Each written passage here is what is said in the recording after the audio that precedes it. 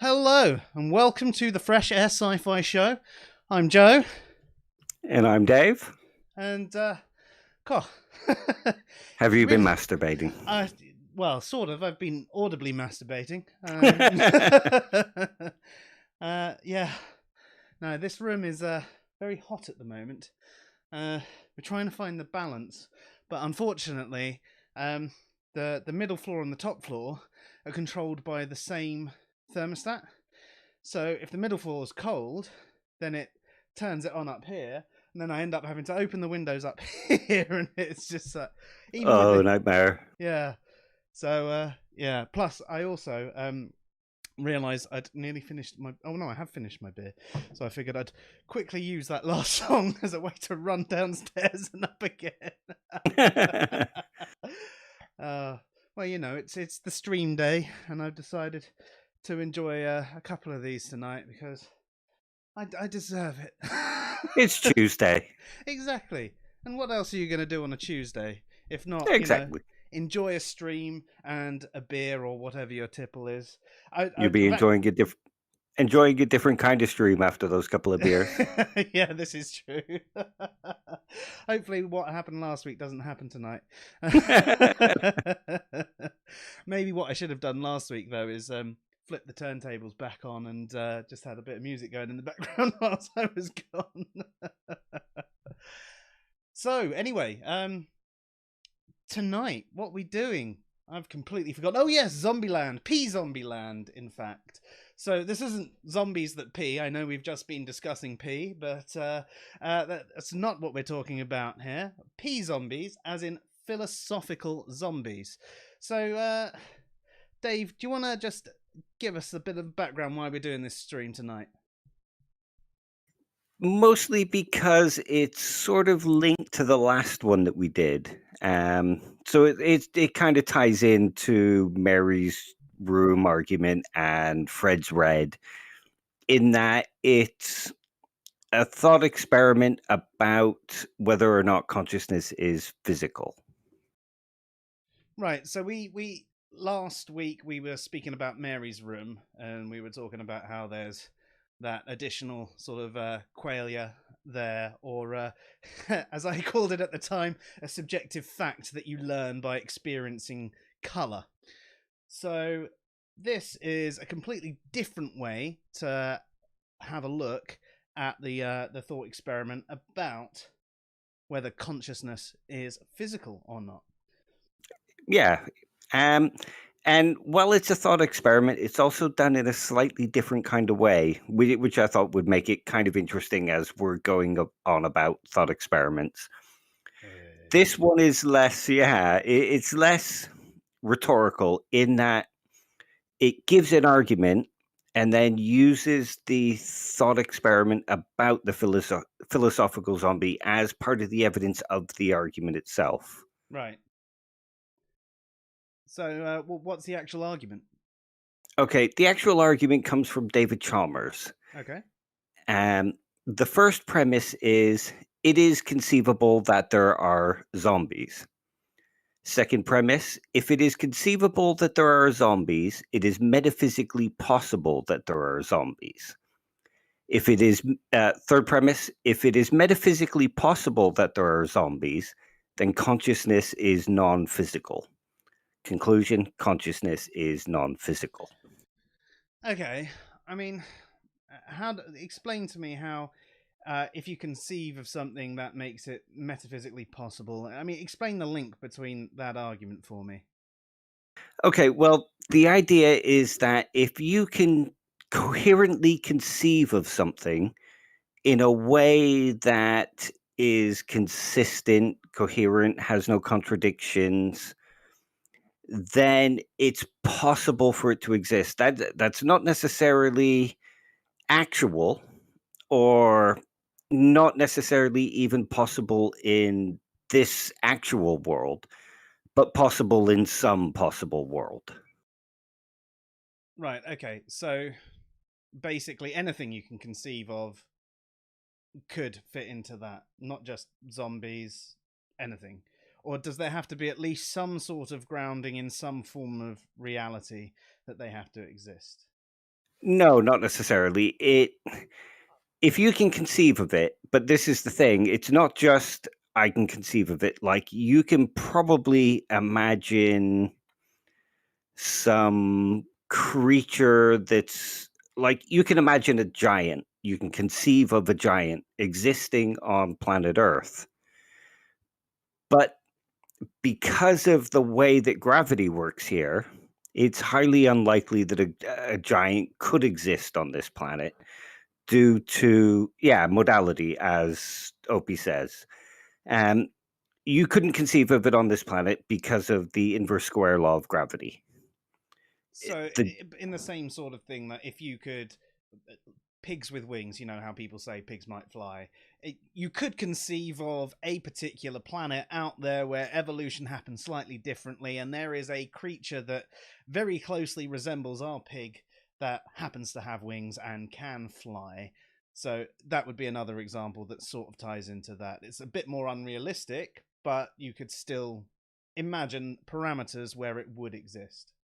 Exactly. And as long as you can actually give a concept for it that has no contradictions, makes sense, and that kind of thing, then it is possible that it exists in some possible world. It's interesting. I mean, I suppose then it's what sort of zombie is he discussing right there?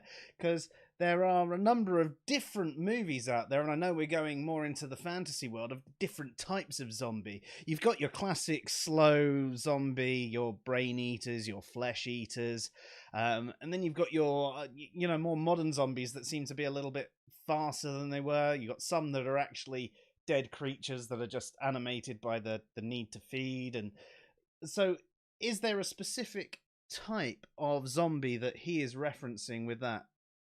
Yeah, it's nothing like any of those kind of zombies, but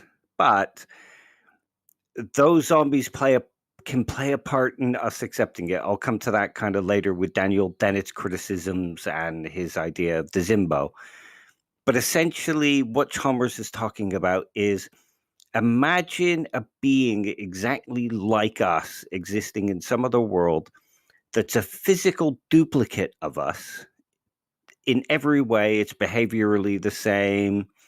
It it has a brain similar to ours, only the brain is purely functional.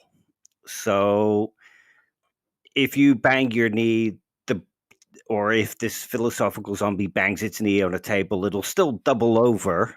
It'll still grab its thing because the central nervous system fires and causes him to do these things. Um, or if it hears a bit of music, it starts dancing because the brain functions in such a way that it causes it to happen. But it has no actual inner experience. It works sort of like a robot. Imagine a robot programmed to respond to music and dance, or if you ask it questions, it will answer it exactly like you, but it's all done through processing in the brain, as we're talked about, where everything is a brain process that creates the mental state. Imagine the brain doing the processing, but not actually creating that qualia. And that's what a philosophical zombie is. It's an interesting one, isn't it? Because it's, I mean, how do you even test for something like that? I mean, we would not know any difference between them and us, would we? That's the idea. I mean, you could even put these p-Zombies into some kind of brain scan and see the neural activity and everything like that. And it would look from the physical processes that they were having some kind of inner experience because we have similar processes. And they would respond in the same way as us, but they just wouldn't have the self-awareness. That's interesting as well. I mean, they'd have that illusion of self awareness, I imagine. Mm, not necessarily. Right. They wouldn't have that inner experience. It would just be imagine a Turing machine. Um, One where you could ask it all the questions and it answers just like a human, and you were told that there was somebody on the other side, answering the questions, but it was really just the computer itself. You would imagine that they were having some kind of inner experience, but that the computer wouldn't be having that inner experience. So, would the argument for, say, a deterministic universe mean that we were all these p-zombies? No, because we have these inner experiences. We're aware, Yeah. when we bang our shin on a table, we actually feel it. We don't talk about pain in terms of just the C fibers. We actually feel that pain. The p-zombie would have all these things fire, but not actually feel the pain. Interesting. So, by the same notion, what would they see if they're not having the experience of feeling? Would they have the experience of seeing the world around them as well? Probably not, because it would just be the brain processing it. Interesting. So they'd almost have those. The eyes would take in an image, and the brain would process it, and then cause the body to do whatever. It's similar. I was just going to say, so to like the robots that, I mean, they're getting more and more advanced now, but the ones that when they get to, like the Robovacs, they get close to a service, they turn around and do that because it's a programming. They're not actually experiencing, oh shit, I shouldn't go down here, or I better turn over this way. It's just, oh, program says this, do it. Exactly. Awesome. And imagine if you could speak to that Robovax and say, have you done the upstairs? And it turned around and said, no, I've not done the upstairs yet. And it would give the appearance of knowing what I was talking about, but programmatically, it sort of does know, but it doesn't have the experience of knowing. Yeah, exactly. Yeah. Interesting. Very interesting concepts. So, I mean, they are definitely conceivable then, aren't they? Well, that's something that Daniel Dennett argues. Oh, yeah. That we might think that they're conceivable, but it's a faulty intuition that we have when we say we think we can conceive of them.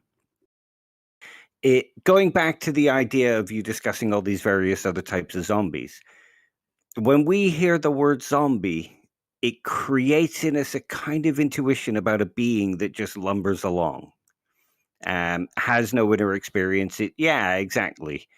But that intuition about what those zombies are like taint our idea of the p-zombie, because it causes us to automatically assume. But if you think about this now, a being that's exactly the same as us physically would have the inner experiences because it's our physical nature creating those inner experiences. So I suppose this is talking about the argument of what actually gives rise to consciousness.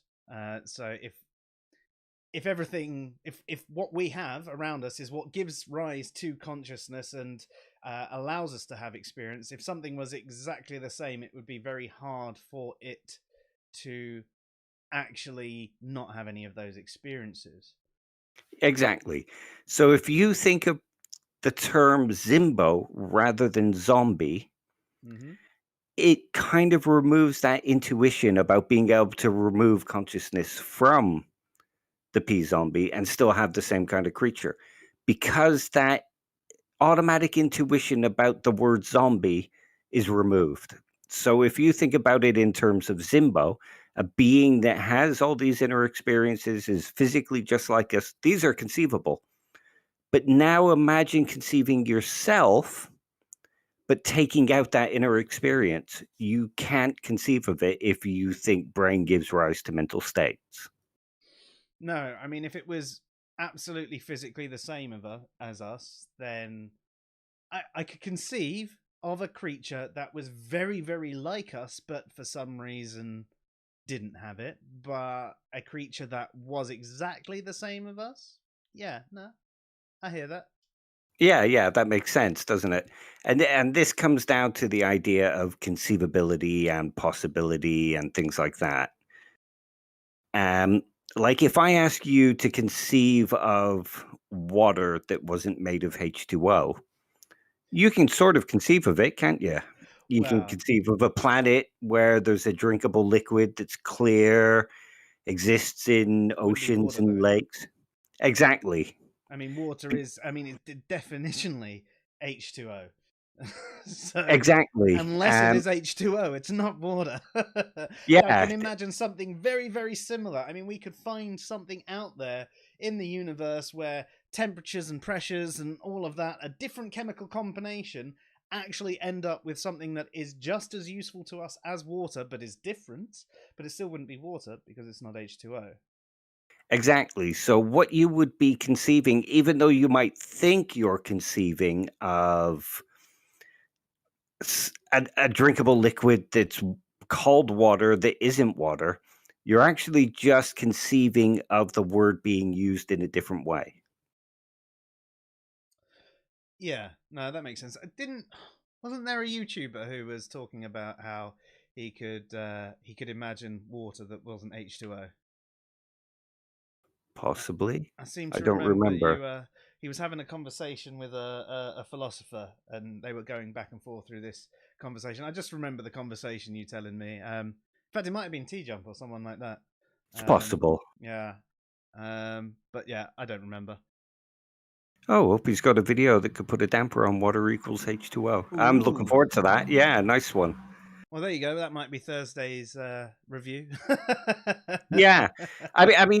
This is what Daniel Dennett kind of argues that we're just, even though we think we're conceiving of it in a particular way, we're not actually. There's other intuitions that are sort of tainting it. And if we were to sit down and try to coherently conceive of these things, then we will find that we're not. He calls them intuition pumps. Yeah, no, that makes a lot of sense. So, I mean, from that, obviously, we can conceive of a similar creature, but not an exact same creature. But even if we can conceive of this creature that is very like us, but does not have consciousness, does that make it an actual possibility, though? I would argue yes. Um, like you could imagine a creature very similar to us where everything is deterministic. Mm-hmm. In sort of like the Roomba or a robot that works just like us and responds just like us, but a biological creature. Um,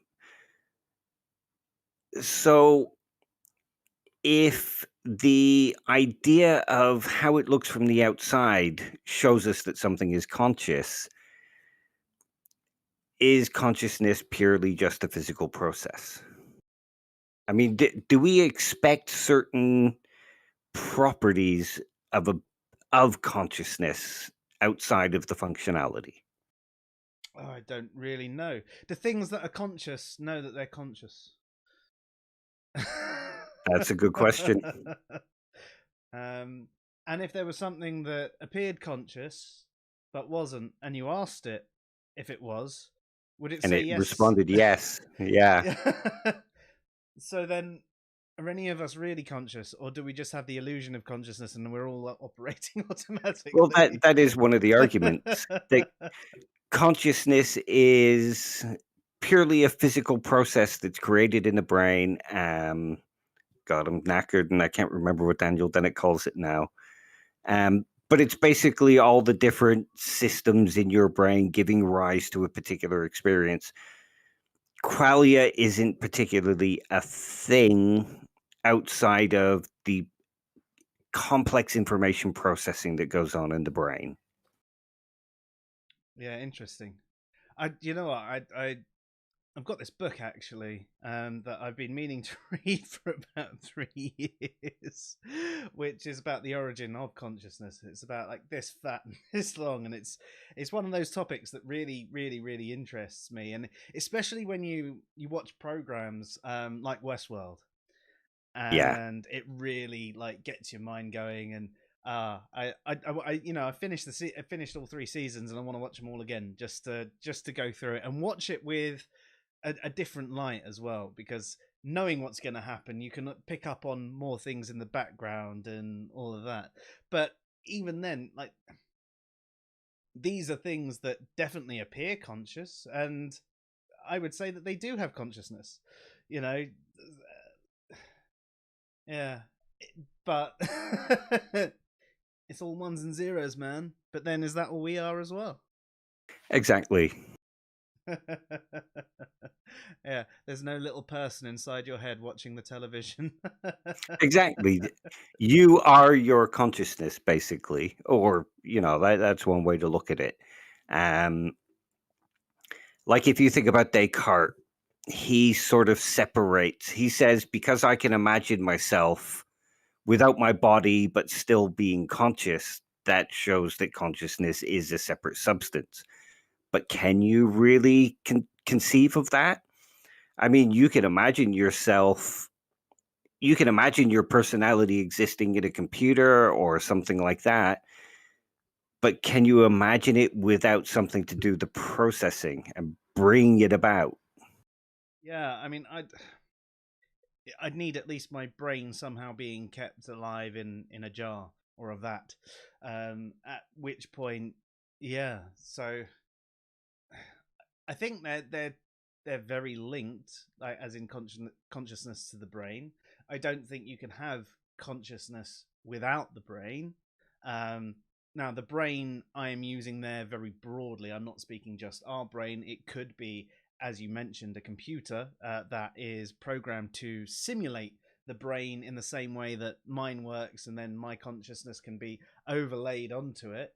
I still don't know if that would be me transferring my consciousness and it would actually be going there, or if it's just replicating it and it's a copy. We're going to go back into transporter problem type territory there, if I go on that. But yeah. Oh.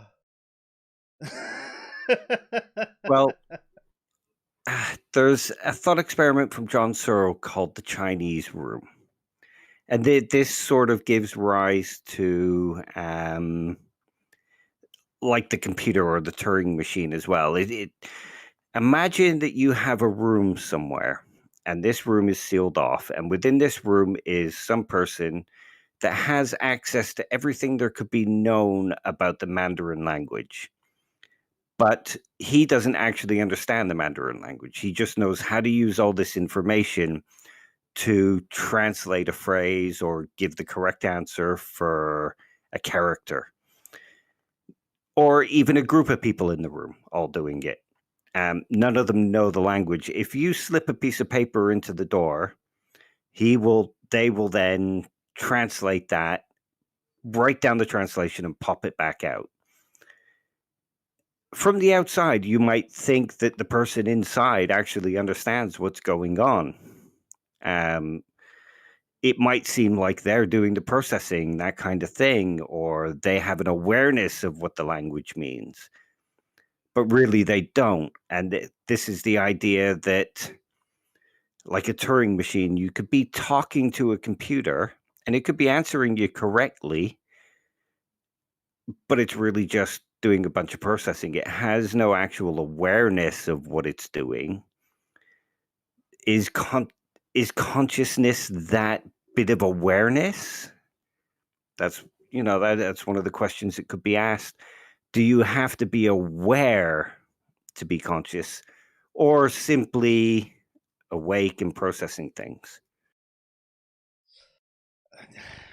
I'd probably categorize it with a form of awareness, but I am no professional. Same. I just find the discussion interesting. Yeah. Yeah, and then obviously you've got, there's always that split between consciousness and sentience as well, isn't there?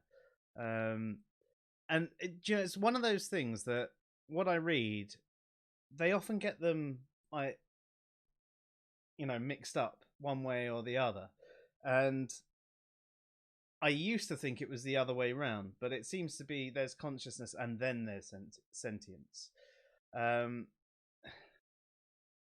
so if consciousness is that being awake and aware, and then you've got that next level on from sentience. How do you actually draw this line between the two of them as well? Like, how can we test for creatures that aren't like us, for example, that, what is the test? How do we know? How can we test that they're actually they've got consciousness and they're fully aware of themselves? And then how can we take them that further into sentience and actually examine whether they are fully sentient creatures as well? What are the tests for consciousness and sentience? I know it's quite a difficult one, isn't it? This is why ideas like Chalmers with the property dualism, where it's not just a physical, there's some kind of phenomenological sort of aspect to it where you have to be able to feel, you have to be able to be moved by music, feel saddened by the death of a family member, that kind of thing. There's properties over and above the physical. They might be generated by the physical, but these properties are consciousness, is sort of the idea. Yeah, I mean, it's one of those ones that's just, there's so much we still don't understand about the topic. And I mean, like, not just us. I'm talking about everyone, all the stuff that you read. There are so many different thoughts and ideas on what qualifies anyone to fit in any of these parameters. And yeah. the mind really boggles. I do have to read this book as well to see if it gives me any answers. It's just one of those ones that is so big that I look at it and go, I'd really like to read that. It's not a Blackwell companion by any chance, is it? No, it's The Origin of Consciousness in the Bicameral Mind. I will quickly Google Origin of Consciousness in the Breakdown of the Bicameral Mind by Julian Jaynes. Not heard of that one. That sounds pretty interesting. Yeah, it actually even came with an audiobook, which was on CD, and I was like, where's my thumb drive, man? Although I do have a CD drive still. I went, what is this? The thing is, it's one of those things that, like when I was walking to and from work, I'd make a lot of use of the time, and I'd listen to a lot of podcasts and all that sort of stuff.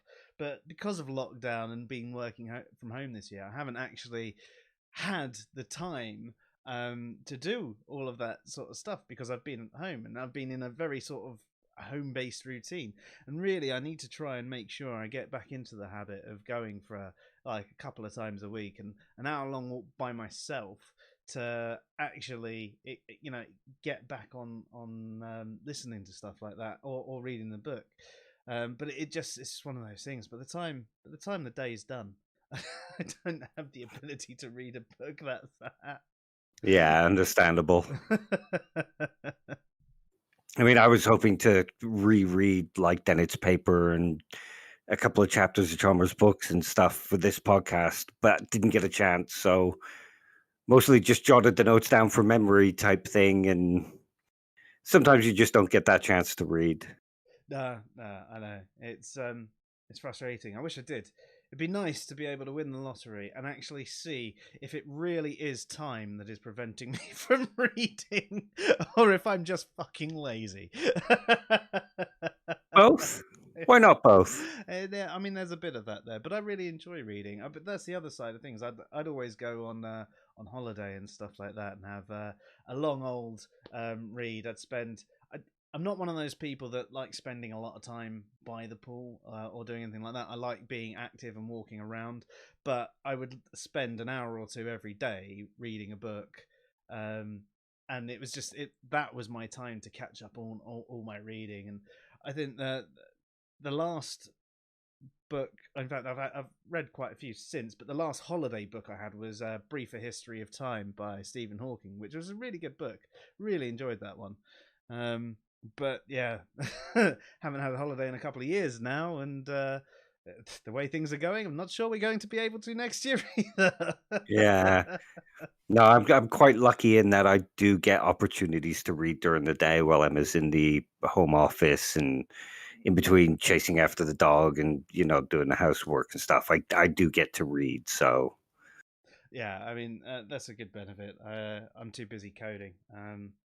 If I'm lucky, I can put a short video on in the background. But I find that if I put on a podcast or a long video, I end up just staring at it, and I just don't get on with my work. Which means I end up having to work until like 6, 7 o'clock at night, and then I get in trouble with the wife. understandable. I just saw a message go by from Opie asking if we're familiar with Alex Rosenberg, and I have to admit I'm not. No, and I'm gonna quickly Google who that is. Unless it's something to do with the Einstein-Rosenberg bridge. Sliders. Wow, what a classic. You must be the only person I know who actually has ever watched Sliders. I really enjoyed the It's an show. amazing show. Yeah. I have to admit, philosophy of mind was one of my weaker areas. It's an area where I only really scored about mid-70s. That's still a good score there. Oh yeah, it's okay, but like I say, it's one of my weaker areas, so I'm not particularly well read in it. What's your strongest area? It was usually ethics. Yeah, fair. What did you score in that? Usually around 82, 83. Nice. And some of the political philosophy like power and various different ideas, I generally scored around 85. I suppose, even if quite tenuously, that sort of relates back to ethics in a way, doesn't it? So you sort of, It kind of. yeah. Um, there's always that interest there of something that you're already interested in. It's kind of like this. So Yeah, it drives it, so. yeah. He's an American philosopher and novelist. Um, he is the R. Taylor Cole Professor of Philosophy at Duke University. Nice. He's well known for his contributions to philosophy of biology and philosophy of economics. And he describes himself as a naturalist. So does that mean he gets nude? Should we do a naturalist episode? Good God, no. Not with my body. And not in the wintertime.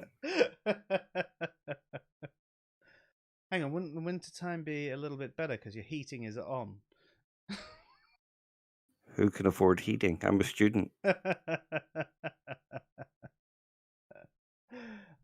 Fair. So was there? Uh, Sorry, carry on. I think I was about to say the exact same thing you were about to say. I was just gonna say. Asking Opie about anything in particular to do with Alex Rosenberg. Yeah. We'll wait for him to come back to us on that one. And Opie, if you feel like joining us, you're obviously more than welcome to discuss a particular topic. I can send you out a Discord link if you want. You can, in fact, you're already a part of our Discord server, so if you want to come join us in the Sci-Fi channel, you're more than welcome to, if I can remember how to do it. But of course, I find Discord confusing because I'm old and past it. I started coding on the ZX81. You're not old and past it. That's me. Yeah, my first programming language was QBasic. I don't know if that really even counts as one these days. Wasn't that an MS-DOS thing? Yeah, it was great. You just basically you'd create stories and with all the different options of the things that you could go down and discuss, like you've reached so and so, what do? Do you turn left, do you turn right, or do you open the door? And you'd go open door, and you'd go, you've just opened the door. I wrote actual text adventures when I was younger. Yeah, I mean, maybe it was in the same sort of thing. Yeah, well, I wrote mine in BASIC and Pascal. like standard Commodore Basic or uh, just the regular MS-DOS Basic that came with DOS for a very long time. Well, yeah. I mean, maybe it's a similar one, but yeah, I didn't really get properly into coding. I thought I got into coding when I started using Visual Basic, but what I was really doing was using other people's things, and then I got through it through the web design sort of side, and then a lot of that just is out of my brain, and it became VB within Excel and SQL and all of that sort of thing. So Opie's now updated us. I hope that little segue was entertaining for you as it was me. A couple of old coders here. Old but, fogies. but he says Alex argues for naturalistic explanations of mind and social sciences, like physicalism. So basically, what we've done with our last couple of episodes, we would have basically been arguing against his position in a way, because we've been with Mary's room and with the p-Zombie experiment. We have sort of shown that there seems to be more to consciousness than the pure physical. Sort of. I mean, I think there are natural explanations for everything. I think our experiences are explained physically, ontologically. Um, But but yeah, but I think that there are certain properties that aren't quite physical, they're phenomenological. Or if you think of something like the laws of logic, us using them can be reduced to the physical and the processing in the brain and the swirling of atoms, and but the laws of logic themselves aren't reducible to something physical. um, do they exist without a mind to have created them in the first place? Exactly. It's there's something that we experience rather than, say, a brain process. You know, that kind of thing. And I'm probably not putting it very well, but I'm quite shattered. No, I understand that. I suppose in some respects it's going back to one of our fresh air videos that we recorded around knowledge and certainty, and it was Andy's explanation about how we see order in the universe, but we see order in the universe because we've created this mathematical structure that explains the order, and it's quite orderly because we've given it the order, but it just is not necessarily with the order we've given it. It's the same way that if you hit a load of balls playing snooker or pool or any of those, you could mathematically explain every single hit and everything like that. And oh yes, look, it's very orderly the way it's gone. But every time you hit it, even if you hit it almost virtually the same, there's going to be that slight variance there, and that one might just veer off, but you could then go, oh yes, and this is the order, this is why it was a slight different angle, and again you're giving that order. So is it? Yeah. I mean, before we go on, there's one more thing about conceivability and possibility. I mean, this idea is quite an interesting one. The something being conceivable being possible. And there is a lot of material on it which I didn't get a chance to go back over, so I apologize. But here's another idea. Um, this one comes from David Papineau, and he's a physicalist, and to be honest, he's one of my favorites. Imagine a woman called Jane, and she has two entirely different groups of friends that don't mingle together. Um, and one group knows a person called Cicero, and one group knows a person called Tully. Now, both groups speak about these people, and she gets to know them not in person, but she comes to know them through these stories that people tell. Now, she conceives of these as two different people. But imagine that Tully is just a nickname for Cicero in one of the groups of friends. So she can conceive of Tully and Cicero as different people, but it's not possible for them to be different people. Not in this actual world or not in any possible world. It could even be that the person's called Cicero Tully, and one group uses it as a first name and one uses his last name or her. Exactly. So conceivability does not necessarily entail possibility. I know Jane didn't have all the facts which enabled her to be able to conceive of these two people, as you know, to conceive of this one person as two different people.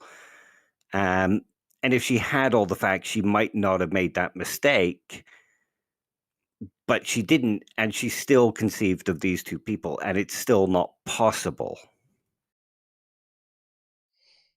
Yes, I suppose in some respects that was my question right at the beginning, um, about just because you can conceive it, does it necessarily make it possible? Um, and it's one of those things. There are times when it could be possible. It was possible that they were two different people. It just happened that it wasn't, and it is possible that there is some form of p-zombie or Zimbo, but probably doesn't. Yeah.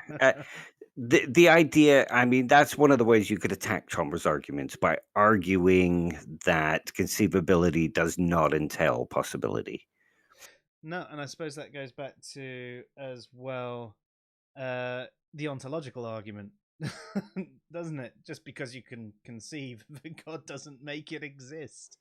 Exactly. Just because you have a coherent concept without any contradictions, you could say it's possible that it exists, but it doesn't necessarily entail its existence not anywhere. No, interesting. Very interesting. So, I mean, on that, where does that leave us with the whole p-zombies thing? Yes, they're conceivable. We don't know if they're possible or not, but probably not. Yeah. Um, I think, to be honest, I think it's quite a good argument for showing that physical properties don't necessarily entail phenomenological properties. We can look at the physical processes and, that kind of thing, but that also doesn't necessarily mean that consciousness is something separate to ontological properties. It's just a dual kind of property, one that we experience as well as one that is created by physical properties. Yeah, yeah, interesting. I, To, to be honest, Dave, I mean, this whole tonight has got my mind going so much on the consciousness, um, front, that I keep getting stuck in my head on the. Well, I just need to read that book and see if that helps answer any of the questions. I've got a bunch of books that I need to start reading on it, but I've got my head sort of stuck in like ethics and things like that at the moment. I'm rereading Alistair McIntyre's After Virtue, and I've got a couple more that I want to finish off. So And speaking of ethics, anyone out there who is interested, next Tuesday, 2nd of December, I think is the correct date, we are going to be doing an episode on morality. Now, we did an entire season on ethics and morality on Fresh Air, and we were pretty exhausted of the topic by the end of it. But a lot of things have come up in a lot of discussions, whether it's been on Twitter or on Facebook, or just random things that are mentioned, or questions people have asked, or common like misconceptions that you see, and people make one sort of statement about either subjective or relative morality, and then contradict themselves by saying something else, but they don't even realize that they're contradicting themselves. So we are planning on. Well, I actually created these cards almost a year ago now, I think. Yeah. I've tweaked them and tweaked them and tweaked them. The more I've sort of looked into morality, and throughout the season on ethics and morality we did in Fresh Air, and conversations I've had with Dave and Martine, and it's going to be a combination of different things. There's going to be a bit on value in there as well. And what we're going to lean on is some of the articles on Answers in Reason as well, like does morality have a purpose? And on value, and is value entirely subjective? So I'd suggest, if you're interested in this topic, go to answers-in-reason.com and check out some of these articles and get your objections ready for us, because you're probably going to get a basic idea of what we're going to say. If anyone wants to actually join us for the episode, we're happy to have people on as well. We like a roundtable discussion. We're not looking for the argument style. We're not looking for anything like that. We're looking for something. We're looking for something dialectical, not heuristic. Exactly.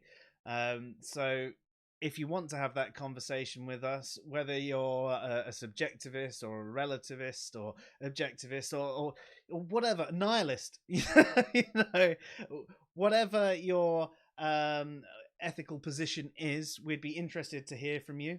We are going to be going through a number of slides. Now, I made these slides as sort of quick reference cards, but we'll probably end up doing a bit more discussion about them, because they are as short bullet point as they can be, and they probably need a little bit more explaining for people who don't fully know as much about the topic as others.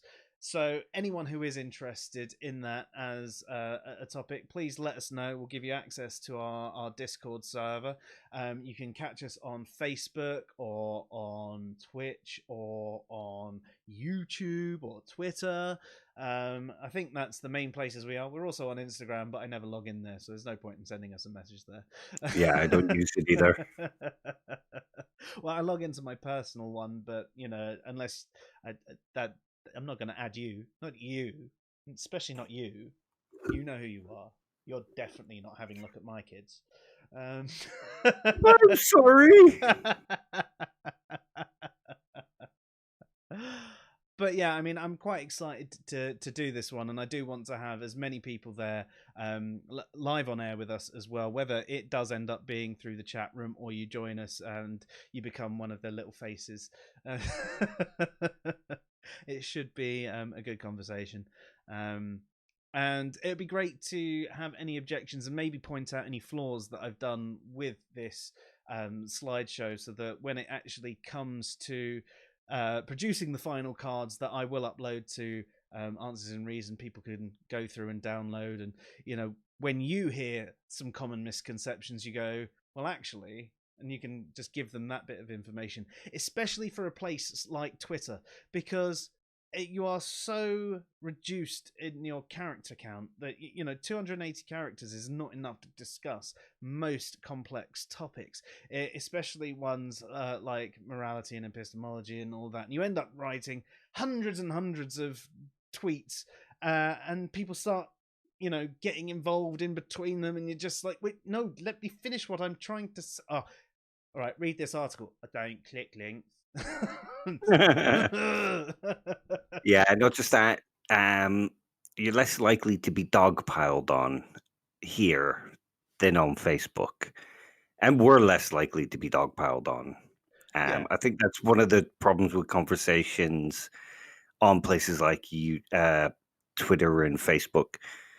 There seems to be this habit where atheists will see something that they think is wrong, and everybody piles on, and it makes discussion hard, because people then start joining in their little tribes and defending their little tribe. And we want to kind of improve the actual discussion and have actual discussions. Yeah. I mean, one of the examples on that one, and I quite often see on Twitter, is the a theist might say, without God, that makes morality subjective and morality is objective. And a bunch of atheists will dogpile on going, morality subjective, morality subjective, morality subjective. And you can ask them why, and they go, because there's no God. And you're like, right, what's your actual understanding of morality? It's subjective. And it becomes this circular reasoning thing. And do you know what? There are plenty of good arguments for subjective morality, and I'm not denying that. But that is not one of them, and that is one of the misconceptions that will probably be addressed. I can't even remember what's in the slides now. No, I but can't. but if not, I'm sure it will come up in the show anyway. So yes, please, anyone who's got any questions, please get them in advance as well, because we'll address them at the end. But we will also address any questions as they come up throughout the show. So that will be next Tuesday at 8 p.m. GMT. We were thinking of doing one for Thursday as well, weren't we? Yeah, we haven't quite come up with a topic yet. Well, Opie suggested something, although I don't know if we've got time to research it fully. What was it? Russell's World? Yes, Russell's World. You said you wanted to do Russell's World and then Russell's Teapot. Yeah, that would be a great discussion. I mean, I know the two thought experiments anyway. I probably have to do a bit of brushing up on them. But I know the actual thought experiments. So, yeah, it'd be fun to do. Awesome. And Opie, as always, if you want to join us, you're more than welcome to. I know time zone's a bit of an issue for you, and you tend to be listening either just as you finish work or on your drive home. But if there is any chance that you can join us on Thursday, or if you want us to push it back maybe a little bit so that we can fit you in, we'd be happy to do that. Let us know though, because I'm going to set up the schedule for that one as soon as I can do a graphic of a teapot. Yeah, we'd have an actual smart person on here rather than us two dumbos then. Sounds good. Dave, was there anything else that we needed to cover off on the philosophical zombies? No, that's the basic grounding and sort of a couple of the basic arguments that go along with it. It is most definitely worth looking into. Because to be honest, Mary's Room, Fred's Red, the Zimboes, the philosophical zombies, these all changed the way I look at consciousness.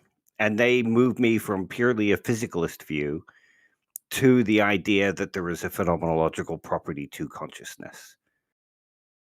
It's interesting. I wonder if there'll ever be anything that changes your mind back. It's possible. I mean, I'm open to anything, and I basically follow the arguments to what convinces me. I'm quite happy to change my mind about anything, pretty much.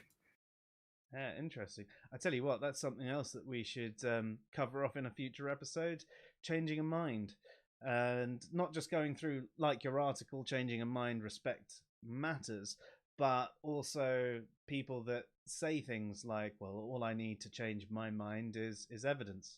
Ah, that was the other one that we were going to do at some point. We were going to do skepticism versus pseudo skepticism and denialism. Ah, yeah. So And there you go. cynicism.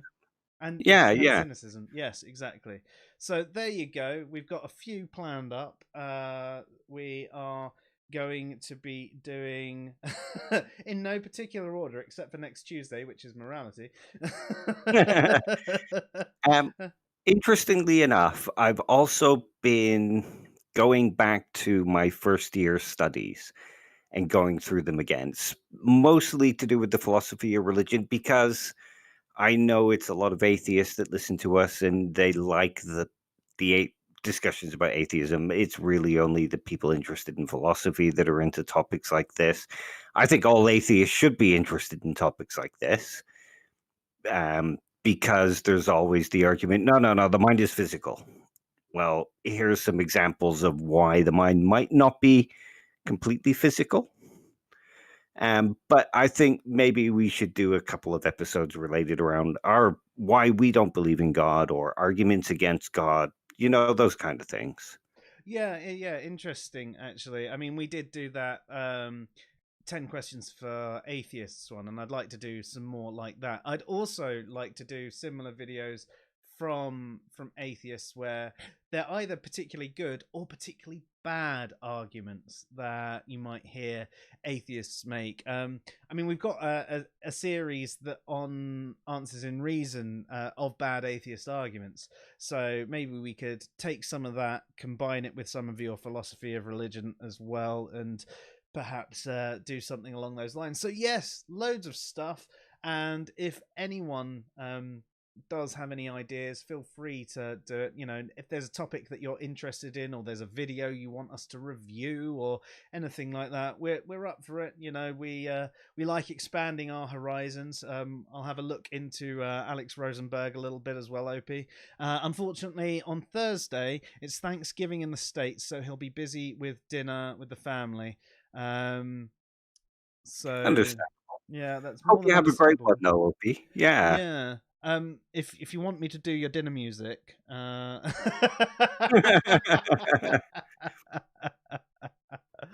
um, Speaking of the videos about, the 10 questions and stuff, I have actually been gathering quite a few. oh, have you? And yeah, so we could do a few of those.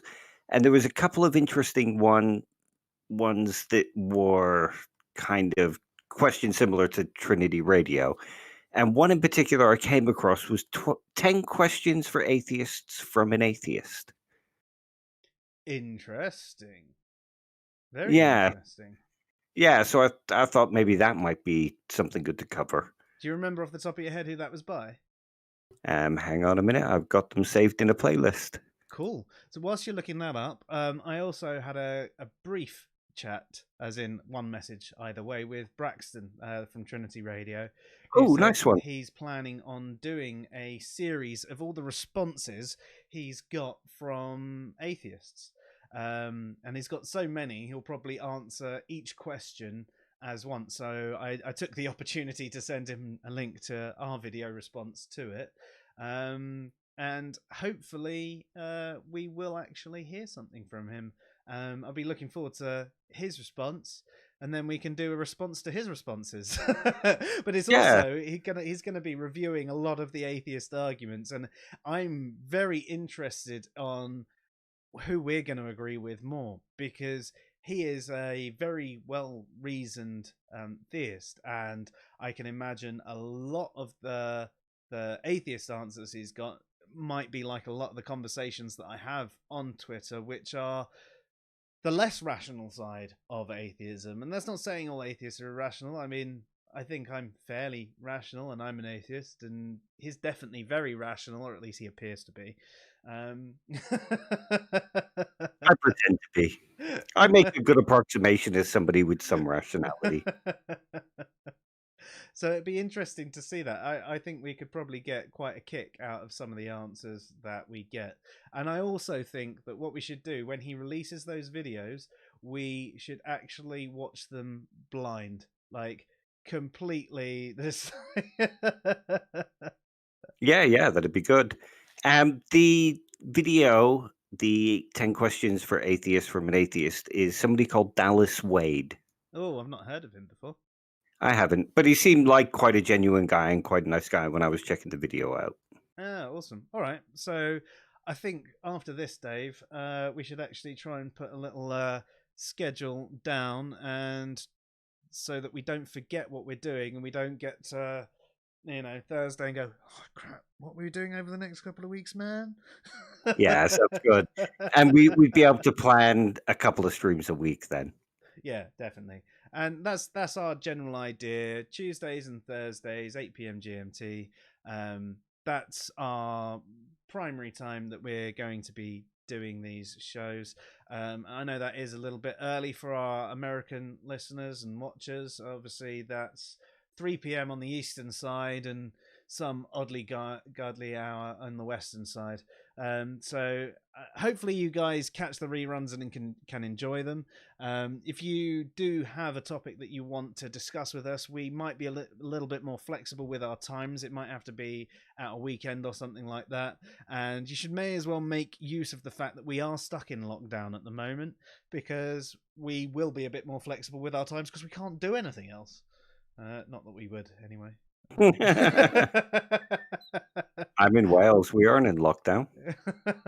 Shush. You will be soon. Yeah, they're thinking of doing one over Christmas, I think. Oh, really? They're actually going to be locked out during Christmas? It's yes and no. Okay. Yeah, you'll be able to go visit family members on Christmas Day, Boxing Day, that kind of thing, but it'll mostly be a partial lockdown, so essential shops, that kind of thing.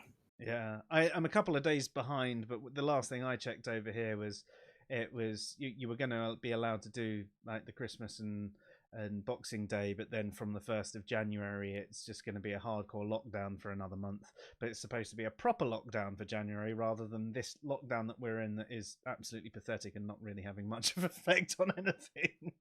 I It's don't it's expect a lockdown, but all the schools are open and like most of the shops are still open. you can go to the pub till 10, you know. Yeah. Yeah, don't expect Boris to do anything particularly effective ever, except tackle little kids during rugby.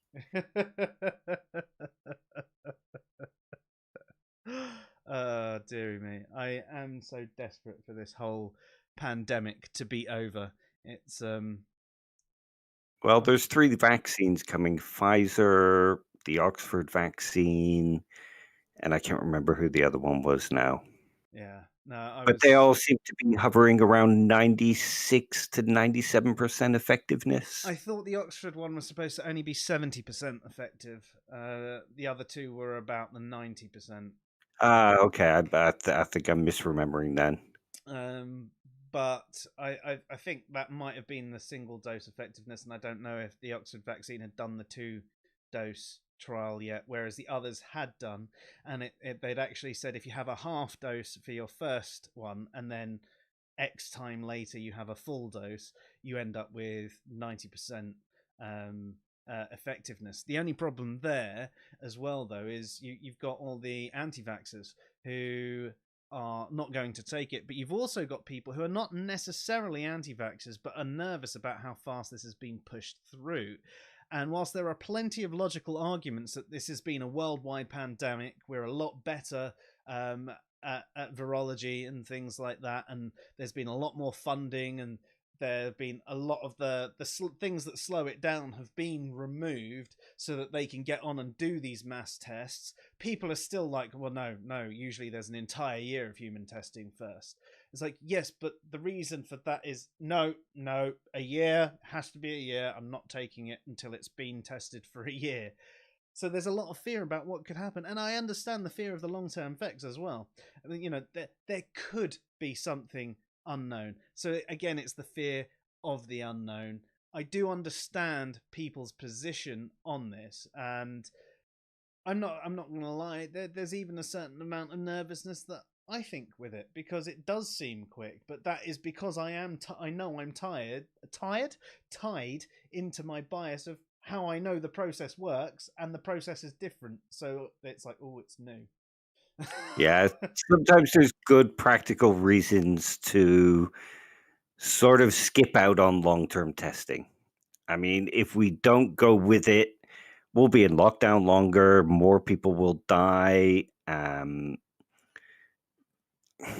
And the I mean, economy most as well. On top of that, I mean, exactly. I mean, I care more about the life, but if the economy it tanks too much, that will end up having an effect on the life as well. So there is that balancing act. I do think life is more important than the economy, but without the economy, life is fucked. Exactly. I mean, the amusing kind of thing is all these people going, "Oh, I'm not sure about the long term." They're all like, "Yeah, we need to get the economy going again. Everybody should just mingle. If you die, you die." Well, what about when it comes time for you to take your vaccine? Oh well, we might die or might have a long term effect. Okay, so the chances of dying from something It's all you. right when it's somebody else dying. Yeah, and I think that's one of the things I dislike about most people's attitudes towards COVID. Oh well, it's only generally only old people that die. Why don't they deserve to live? They've lived their entire life. They've worked their entire life. Most of them have worked really, really hard, and they've given all their money. They've paid their taxes, and they're now at a point where they want to sit back and relax. And you go, well, they don't matter because they're old. It's just not Yeah, fair. and it's awful. I can't understand how some people have this attitude towards it. And when it comes to taking it, yes, I will admit I am slightly nervous about taking the vaccine because it has been pushed through quickly, but I will be taking it.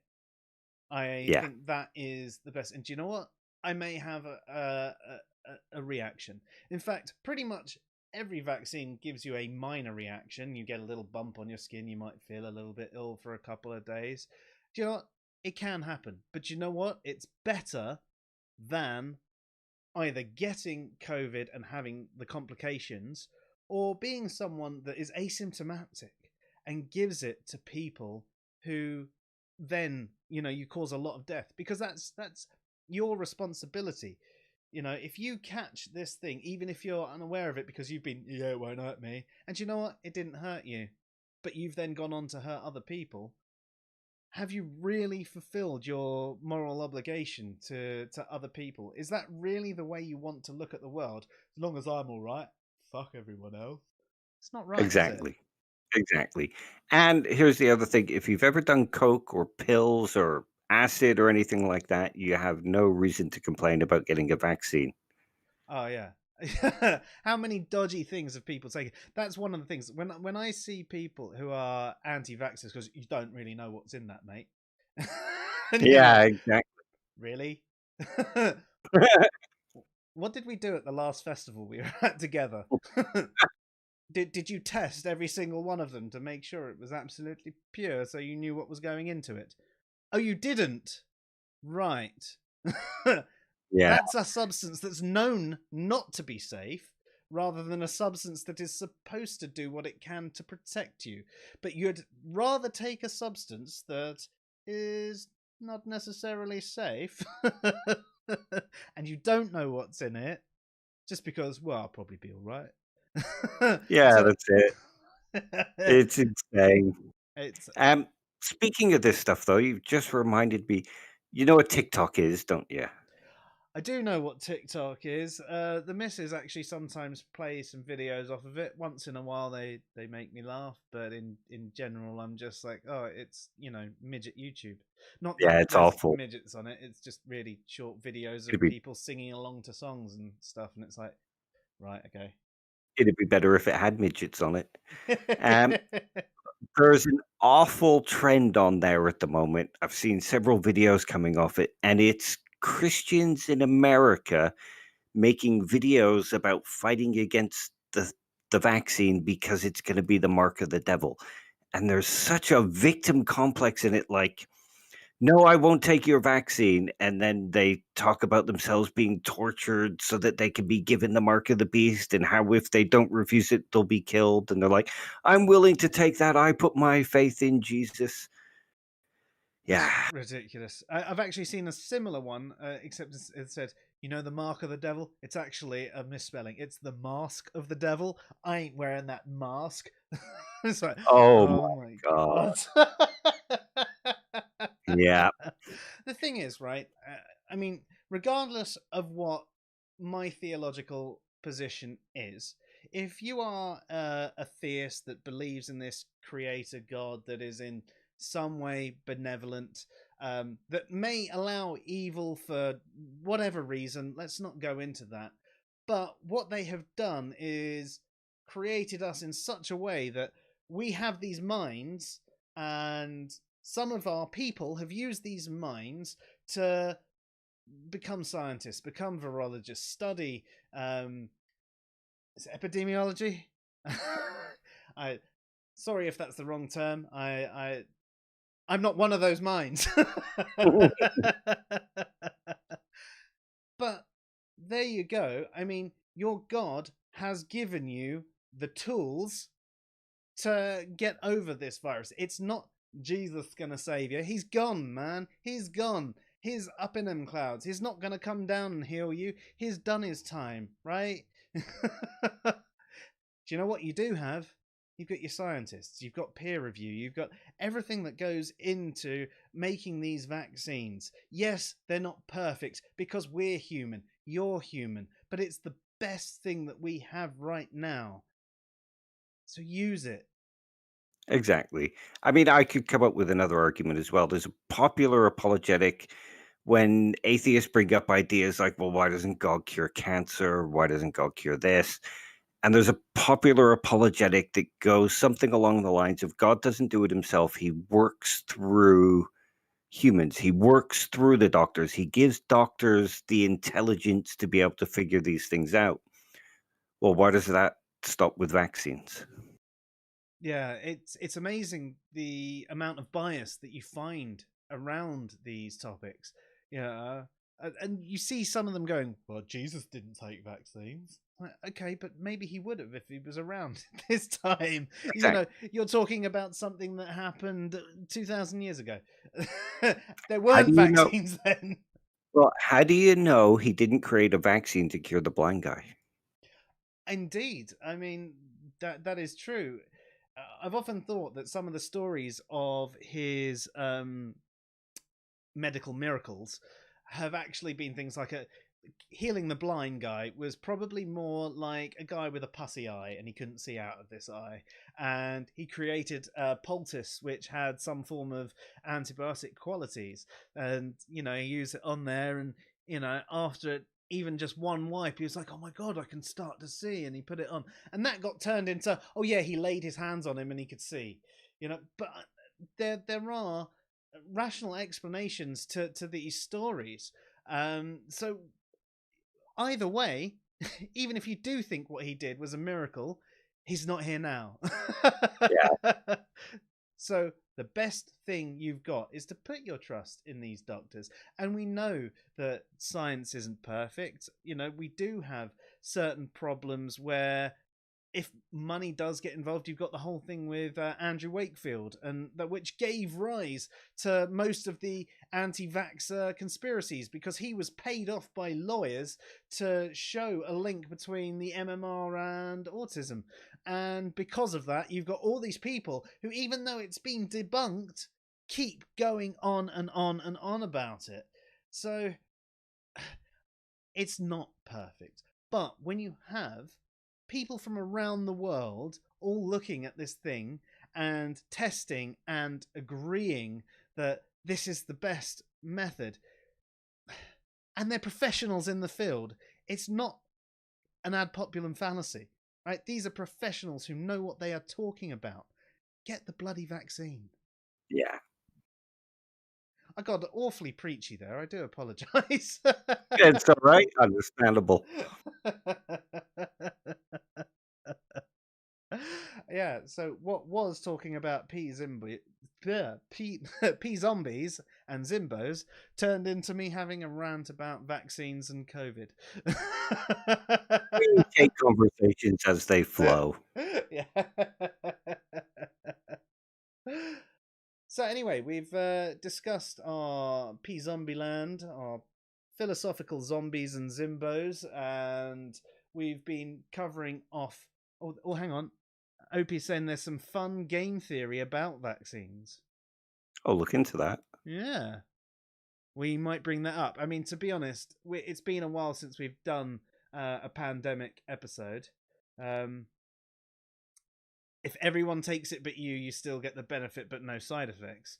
I mean, that's true, but you'd have to get everyone to take it. There's got to be a certain level, and I think that you need, from what I was looking into and the R rates and everything like that, I think you need about 90% coverage with the vaccine. I mean, that could even be an argument not to get it, and I'm not saying people shouldn't, but if only 50% of the country are going to take it, how effective is it going to be?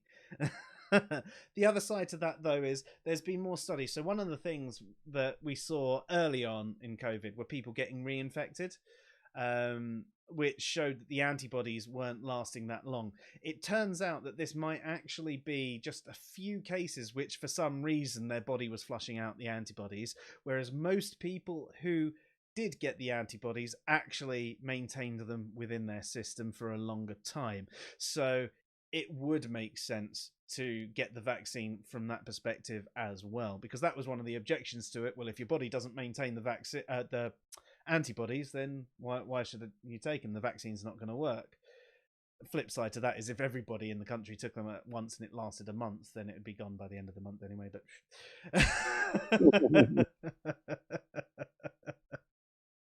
oh, hey, you know what? Good bit there. You know, we're the sci-fi show. We finally did a little bit of science. Yeah. We should probably do a philosophy of science. That would be interesting. Again, it's not my super strongest thing, but I do know a bit. Well, I could always do some research anyway. I'd very much appreciate if you did. I reckon Opie would be pretty good having that discussion as well. He'd be perfect. So, Opie, you can't get away from it now. You've got to come on and join us. And I know your channel's not fully up and ready, but you've got to come on and do a philosophy of science with us. And I'm not taking no for an answer. You can set the date and time, as long as it's not too late, because I've got a little kid. But this isn't jail. This isn't prison. You can't go around telling people you're not taking no for an answer.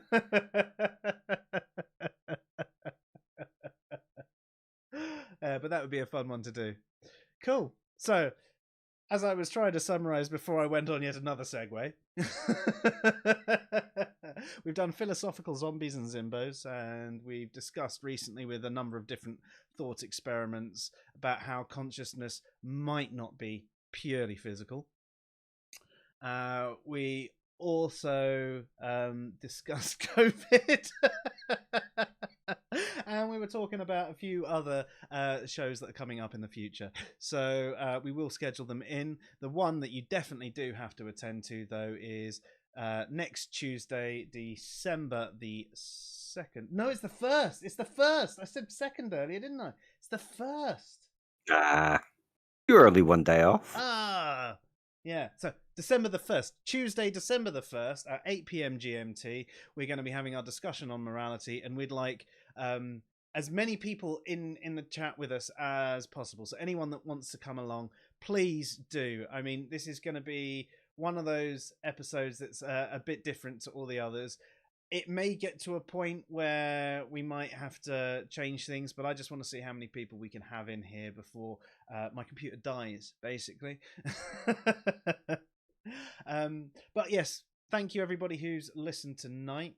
I'm not sure if I'm a zombie or not, but I'm Joe. And I'm Dave. Have a good night, all. Good night, all. Take it easy, Opie. Have a great Thanksgiving, mate. Yes. Enjoy. And everyone else out there that's celebrating Thanksgiving, enjoy your Turkey Day. Have a good one.